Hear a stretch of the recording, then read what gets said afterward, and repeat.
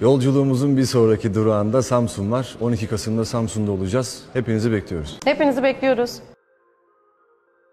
Merhaba arkadaşlar, yepyeni haberlerle karşınızdayız.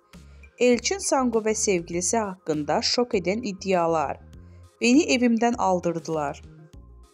Sosyal medyada hesabından Sihirbaz Bayan adıyla gezi videoları çeken Ceren Yılmaz, Elçin Sangu ve sevgilisi Yunus Özdiken hakkında şok eden iddialarda bulundu. Yılmaz, ikili tarafından işinin engellediğini dile getirdi. 24 yaşında kendi başına bir şey yapmak istiyorum diyen Ceren Yılmaz, ikili tarafından işlerinin engellediğini söyledi. Elçin Sangu ve sevgilisi Yunus Özdiken'in kendisine dava açtığını söyleyen Yılmaz, şu ifadeleri kullandı.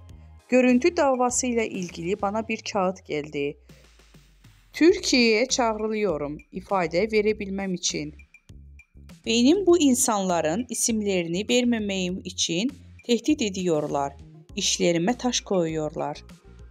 Elçin Sangu'nun sevgilisiyle iş yapan ve bunun Sangu'nun ününe güvendiği için yaptığını söyleyen Yılmaz, kendisine Sangu ve Özdiken tarafından açılan davanın savcılık dilekçesini de paylaştı.